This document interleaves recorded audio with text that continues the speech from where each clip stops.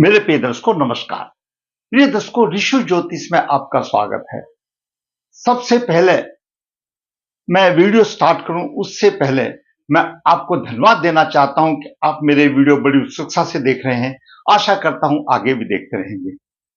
दर्शकों, जैसा कि आपको मालूम है, मैं वास्तविक कुंडली में जो आपको परेशानी आ रही है उसके ऊपर वीडियो बना करके आपका मार्गदर्शन करता हूं। मैं आपको बताता हूं कि किसी एक परेशानी के लिए वीडियो बनाना आसान है, कि 10-15 मिनट का वीडियो होता है, उससे ज्यादा देखेगा कौन।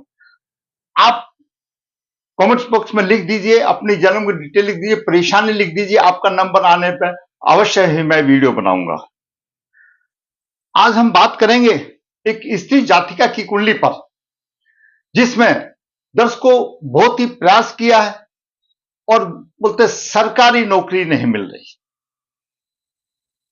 गूढ़ ज्ञान है, कुछ रहस्य है, कुछ छिपे हुए योग हैं जो आपको शायद बाकी जगह मुश्किल से कोई बताए या ना बताए, मैं ये नहीं कह सकता, लेकिन आज उनके ऊपर हम विचार करके आपका मार्गदर्शन करेंगे। आप वीडियो में अंत तक बने रहिए। अगर आपका मेरे वीडियो से मार्गदर्शन होता है, आपको मेरा वीडियो अच्छा लगता है, मेरा कंटेंट अच्छा लगता है, तो मेरा आपसे आग्रह रहेगा ये कि आप मेरा वीडियो को लाइक अवश्य करें। मेरा मनोबल बढ़ जाता है। और जिसने मेरा चैनल सब्सक्राइब नहीं किया, सब्सक्राइब करें, ताकि मेरा मनोबल भी ऊंचा हो और इसी प्रकार वास्तविक कुंडली का वीडियो बना करके आपका मार्गदर्शन करता रहूं। बात करते हैं व्यवसाय या नौकरी में क्या परेशानी आती है, जो कि सामने ऐसा पड़ा हुआ ग्रह है कि हर कोई बोलेगा राजयोग है, लेकिन वो राजयोग क्यों नहीं मिल रहा है, क्या कारण है, बात करते हैं। दर्शकों, ये कुंडली के 12 भाव है। लगन, लग्ने, स्वयं का प्रति, द्वितीय भाव धन का, तृतीय भाव पराक्रम, चतुर्थ भाव माता, भूमि सुख, मकान का सुख है। पंचम भाव बुद्धि विवेक का भाव है, भावनाओं का भी भाव है, कल्पनाओं का भी भाव है, संतान का भी भाव है। छठा भाव रोग शत्रु का, सप्तम भाव जीवन साथी का, अष्टम भाव आयु का, नौ भाव भाग्य भाव है, धर्म का भाव है, और दसम भाव ये जो है, जो हमको ऊंचाई पर ले जाने वाला भाव है। इसी से हमको सम्मान की प्राप्ति होती है। एकादश भाव आमदनी का, तो द्वादश भाव खर्चे का भाव है, सेवा सुख का भाव है, और विदेश का भी भाव है। ये सामान्य तौर पर सबको पता होना चाहिए। आज का विषय है सरकारी नौकरी या व्यवसाय में परेशानी क्या है, गुप्त रहस्य। हम विचार तो करें, और कुछ जातिका को क्यों नहीं मिल रही है, और मिलते मिलते रह जाती है, मिलते मिलते ऐसे पॉइंट पर रह जाती है, कारण चाहे कुछ भी बने, लेकिन क्यों ऐसा हो रहा है। जातिका का जन्म 16 मार्च 1993 कृष्ण पक्ष द्वादशी भरतरी चरण 3 बुधवार को हुआ। जन्म के समय पर धनु लगन उदय हुआ और लगन के 18 डिग्री 33 मिनट है। तृतीय भाव में शनि 6:31 लेकर के विराजमान है, और पंचम भाव में शुक्र 16 डिग्री और चंद्रमा 20 डिग्री लेकर विराजमान है। छठे भाव में केतु 17-49 डिग्री लेकर विराजमान है। सप्तम भाव में सूर्य 1:41 डिग्री लेकर विराजमान है, केतु से नजदीक है, और केतु सूर्य के साथ मिलकर के शापित योग बना रहा है। बुध 26 डिग्री लेकर विराजमान है, और नवम भाव में मंगल 2 डिग्री लेकर के विराजमान है। दसम भाव में लग्नेश गुरु 11 डिग्री 20 मिनट लेकर विराजमान है, और द्वादश भाव में राहु 17 डिग्री 49 मिनट लेकर विराजमान है। दर्शकों, सबसे पहले मैं बताऊं, द्वादश भाव प्रबल पितृदोष माना जाता है, तो कुंडली में प्रबल पितृदोष है, और सूर्य के साथ केतु है, बिल्कुल नजदीक है, 12-13 डिग्री पर 13 डिग्री पर फर्क है। सूर्य के साथ केतु कुंडली शापित हो जाती है, और सूर्य भाग्य का स्वामी है। इस कुंडली में लगन के उदय से 18 डिग्री है, सूर्य के 1 डिग्री 39 है, और मंगल 2:24 पंचमेश है, सूर्य भाग्येश है। दोनों प्रभावहीन है, तो उदय अंश की जो किरणें हैं वो दोनों तक नहीं पहुंच रहे, उनके अंश कम है, और लगन के जो उदय 18 इंच है, तो मंगल और सूर्य प्रभावहीन है, और सूर्य भाग्य का स्वामी है। दर्शकों, लग्नेश दसम भाव में है। साधारण तौर पर हरेक ज्योतिषी या हरेक पंडित जी या मैं भी तोते की तरह बताता हूं, एक अच्छा योग है, क्यों लग्नेश जब दसम भाव में होता है, माता पिता का भक्त होता है, और उसको समाज में ख्याति मिलती है। राज्य में मतलब इस सरकार में नौकरी का विधान होता है, और गुरु है तो और धर्मात्मा भी होता है। कोई भी लग्नेश होने तो, लग्नेश जो दसम भाव में होगा, उससे ये आशा की जाती है कि इसको राज्य में सरकार में उच्च पद मिलेगा, और अच्छे बलवान होना चाहिए। तो सम्मान की प्राप्ति अच्छी होती है। परंतु शुभ कर्म करने वाला भी होता है वो, परंतु जहां पर लग्नेश पीड़ित होता है तो विपरीत फल मिलते हैं। लग्नेश दशम भाव में गुरु जरूर है, लेकिन केतु की पंचम दृष्टि है। केतु की दशम भाव में पंचम दृष्टि है, दशम भाव को केतु देख रहा है। बालक कुछ जिद्दी स्वभाव का भी होगा, मन पे जो निश्चय कर लेता है उसको करके ठानता है, चाहे कुछ भी हो जाए। लोक व्यवहार में ऐसा बालक मुंह पर खरी खरी कहने वाला भी हो सकता है, और आचरण की कमी होती है। माता पिता या सास ससुर के साथ भी मधुरता के संबंध नहीं होते, और व्यवसाय और नौकरी में परेशानी आ जाती है। यहां पर लग्नेश दशम भाव में पीड़ित हो गया, और दशम भाव भी पीड़ित हो गया, केतु से पीड़ित हो गया। अब बात करें सूर्य की।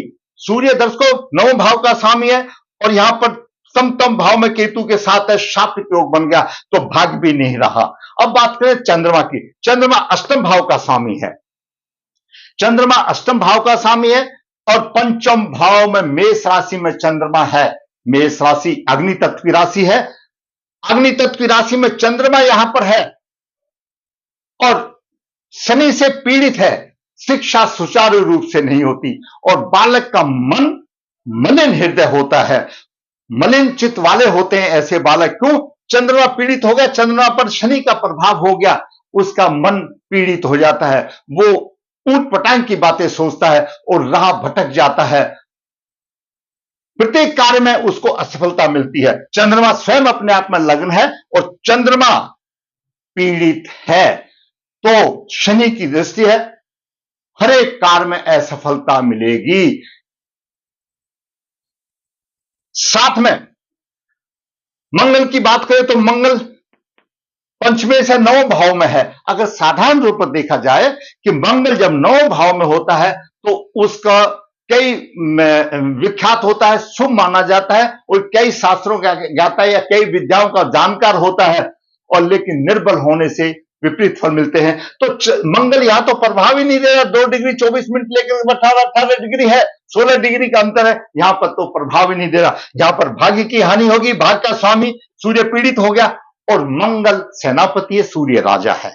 जब राजा पीड़ित हो जाता है, राजा पीड़ित हो जाता है, तो वो नवग्रह में तो उसका दोष तो राजा ही दूर कर सकता है। सेनापति तो पहला राजा पीड़ित होने का मतलब यह हो गया, और सेनापति भी घेरे में आ गया, उसका कोई बचाव नहीं है। तो यहां पर सेनापति कमजोर हो गया, राजा पीड़ित हो गया, पंचम भाव का स्वामी कमजोर हो गया और पीड़ित हो गया।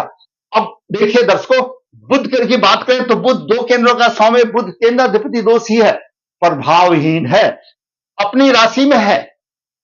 साधारण तौर पर यह कहा जाएगा उसको अच्छा जीवन साथी मिलेगा, दाम्पत्य सुख में कमी नहीं होगी। लेकिन बुध तो केंद्रापति दोषी है, यहां पर भी प्रभाव में कमी का कारण बनता है। अब बात करते हैं शुक्र की। दर्शकों शुक्र धनु लगन के लिए परम पापी माना गया, छठे से छठा भाव का स्वामी है और पंचम भाव में है। शुक्र शिक्षा में परेशानी देगा, शिक्षा में परेशानी देगा। शुक्र भावनाओं और कल्पनाओं का कारक है, और पंचम भाव भी है। पंचम भाव भी भावना और कल्पनाओं का भी ग्रह भाव माना जाता है, और शुक्र पंचम भाव में शनि से पीड़ित है। यहां पर भी एक अशुभ योग बन जाता है। हमारे शास्त्रों का यह मत होता है, शुक्र के ऊपर जब राहु और शनि का प्रभाव हो, और राहु और शनि उसमें योग कारक ना हो, तो आचरण को दूषित भी करने के पीछे नहीं हटता। तो यहां पर शुक्र भी पीड़ित हो गया, शुक्र भी पीड़ित, वो बात अलग है। और चंद्रमा अष्टम भाव का स्वामी है, त्रुटिपूर्ण आमदनी को रोक रहा है, तो शुक्र की हिम्मत नहीं है। जब चंद्रमा रोक रहा है तो शुक्र नहीं दे सकता, और शुक्र भी पीड़ित है, चंद्रमा भी पीड़ित हो गया यहां पर। तो पंचम भाव पीड़ित हो गया, पंचम भाव पीड़ित हो गया, शुक्र पीड़ित हो गया, चंद्रमा पीड़ित हो गया, और सूर्य केतु से पीड़ित हो गया, और मंगल पंचमेश कमजोर हो गया, और नौ भाव का स्वामी गुरु दशम भाव में है, वो भी पीड़ित हो गया। तो बचा क्या? एक केवल शनि बचा, और राहु बचा, और केतु बचा। तो पूरी कुंडली में राहु और केतु और शनि का साम्राज्य हो गया, बाकी सब ग्रह पीड़ित हो गए। पंचम भाव पीड़ित। दर्शकों पंचम भाव सरकारी खजाना है, सरकारी खजाना है और दसम भाव सम्मान का है। दसम भाव समान में समाज में, राज्य सरकार में सम्मान प्राप्ति का योग है और पंचम भाव सरकारी खजाना है। तो जब राज प्राप्ति का योग खराब हो गया, पंचम भाव खराब हो गया, तो कहां से उसको सरकार की नौकरी मिलेगी? परेशानी आ गई, परेशान। और इसी तरह से ये बालिका एक दो बार ऐसे कुछ नंबर से रह जाना, कहीं दूर का अपॉइंटमेंट मिला, नहीं जाना, वो सब बहाने हैं, क्योंकि चंद्रमा पर शनि का प्रभाव ऐसा हो गया, अब हर एक काम में असफलता मिलेगी। चंद्रमा भी पीड़ित, लग्नेश भी पीड़ित और सूर्य भी पीड़ित। भृगु संहिता में भृगु ऋषि जी कहते हैं, और जब सूर्य और चंद्रमा पीड़ित हो जाता है तो सारे राजयोग भी विफल हो जाते हैं। पराशर जी कहते हैं, अगर लग्नेश दसम भाव में हो तो सम्मान मिलता है, लेकिन वो लग्नेश पीड़ित हो गया, वो पीड़ित नहीं होना चाहिए, सम्मान तब मिलेगा। यहां पर केतु की दृष्टि आ गई और इसने सारा मामला खराब कर दिया। भाग्य का साथ नहीं मिलता, 9वें पीड़ित हो गया, दसम भाव पीड़ित हो गया और बुध पर केंद्राधिपति दोषी हो गया, सूर्य केतु से पीड़ित हो गया, पंचम भाव पीड़ित हो गया, तो दर्शकों बचा क्या? शनि ने भाग्य को, तो भाग्य भी कमजोर हो गया, शापित कुंडली बन गई। अब अभिभावक कहते हैं अब 2-3 नंबर की कमी, ये गड़बड़ वो गड़बड़, वो सब बहाना है। पहले कुंडली को देखिए, ये गुप्त रहस्य जो मैंने आपको बताया। मंगल की महादशा चल रही है, आदि मित्र की दशा अच्छी है, लेकिन मंगल तो यहां पर 0 हो गया, तो क्या फल देगा? मंगल में गुरु की अंतर्दशा 21 तक थी, 2020 से 21 तक अंतर्दशा थी, अच्छा योग था उस टाइम पर गुरु की दशा में, क्योंकि ये हस्त नक्षत्र में है और ये आदि मित्र की अच्छी दशा, क्षेम दशा चलती है, लेकिन पीड़ित हो जाने से वो भी मामला गड़बड़ हो गया। और देखिए दर्शकों, इस कुंडली में और देखिए, जब इतने सारे अशुभ योग हो जाते हैं तो कहीं आसान राह नहीं होती। मैं एक एक आपको दोष गिनवाता हूं। लग्नेश पीड़ित, भाग्य का स्वामी सूर्य पीड़ित, पंचमेश मंगल कमजोर, पंचम भाव पीड़ित, चंद्रमा और गुरु का सटा अष्टक योग, गिनते जाइए, चंद्रमा गुरु का सटा अष्टक योग, शनि गुरु का सटा अष्टक योग, शुक्र गुरु का सटा अष्टक योग और राहु और सूर्य का सटा अष्टक योग, चंद्रमा पीड़ित, सूर्य पीड़ित और द्वादश राहु प्रबल पितृदोष, कहां से राह आसान होगी? इतने सारे सटाष्टक योग हैं जो कि कुंडली को कमजोर बनाते हैं, बालक की राह आसान नहीं करते। और फिर हम इसे सोचें, अकेले हमारा लग्नेश दसम भाव में हो गया, और तो एक साधारण, पर मैं भी ये बोलूंगा अब बहुत अच्छा राजयोग है, लेकिन ये तो विफल हो रहा है, ये राजयोग भंग हो रहा है। इतने सारे अशुभ योग दे करके वो राजयोग किसी काम का नहीं रहा। लग्नेश पीड़ित हो गया, भाग्य का स्वामी पीड़ित हो गया, पंचम भाव पीड़ित हो गया, और ये 3-4 जो मैंने शास्त्र योग बना दिए, ये कुंडली को कमजोर बनाने वाले होते हैं। ऐसी जातिका की राह आसान नहीं। लग्नेश दसम भाव में पीड़ित, सूर्य केतु की, चंद्रमा शुक्र पर शनि का प्रभाव, मंगल प्रभावहीन और बुध प्रभावहीन, ये सारे प्रभावहीन हो गए। तो जब तक हम कुंडली को गहन विद्या अध्ययन नहीं करेंगे तो हमको कमियां नहीं मिलेगी। तो कुंडली को उस नजरिए से देखना चाहिए, क्या रुकावट है, सामने पड़ा हुआ कुछ है, लेकिन हम अध्ययन करेंगे तो कुछ नहीं मिलेगा। पंचम भाव में अष्टमेश भी चला गया, छठे भाव का स्वामी भी चला गया, और राहु और शनि से पीड़ित भी हो गया, और देखिए राहु का सटा अष्टक योग बन गया। दर्शकों, ये कारण रहा। उपाय, शापित कुंडली, शापित दोष निकालना पड़ेगा, सूर्य को अर्घ देना पड़ेगा, सूर्य का भी रत्न धारण करना पड़ेगा, सूर्य और केतु का प्रभाव सूर्य पर है, उसकी भी शांति करानी पड़ेगी, और ऐसे जातिका को भागवती लाकट धारण करना पड़ेगा लगन में, तो राह कुछ आसान हो सकती है। श्रद्धा से कर्म करो, हम कर्म ही कर सकते हैं, फल तो वो श्री प्रभु को देगा। किसी ज्योतिष आचार्य, किसी पंडित जी के ये जादू की छड़ी नहीं लेके बैठा हुआ करते, जादू की छड़ी है वो आपके पास है, आप अगर श्रद्धा से उपाय करेंगे तो जरूर होगा, और नहीं है तो दर्शकों देखिए, 93 की जातिका है, आज आयु कितने साल की हो गई? 31 साल की आयु होगी। साधारण तौर पर हमारे बच्चे 22-23 की आयु में पीजी कर लेते हैं, मास्टर डिग्री पार कर लेते हैं। 22-23 से लेकर हमको आगे नौकरी करने के लिए तो 5-6 साल मिले हैं, और ये पूरा टाइम ऐसे ही प्रयास में ही निकल गया, और भाग्य ने साथ नहीं दिया और गुरु केतु ने साथ नहीं दिया, पंचम भाव ने भी साथ नहीं दिया, तो कहां से नौकरी मिली? मैंने एक जातिका में जितने और भी बहुत है कुंडली में, सुबह सुयोग इस कुंडली में, लेकिन वो तो वीडियो बहुत लंबा आ जाएगा। मैंने नौकरी व्यवसाय से संबंधित में क्या परेशानी आ रही है, उसको क्यों नहीं उसको हासिल हो रही, उनका दोष और कारण और उपाय भी बताया। अगर आप समझते हैं कि वीडियो किसी का मार्गदर्शन कर सकता है, तो दर्शकों मैं आपसे ये विनती करूंगा, अब मेरे वीडियो अगर आपको अच्छा लगा है तो भाई लाइक कीजिए, और खराब लगा है तो डिसलाइक कीजिए, लेकिन दो सब कमेंट्स के लिख दीजिए क्या कमी है, ताकि मेरा मार्गदर्शन हो।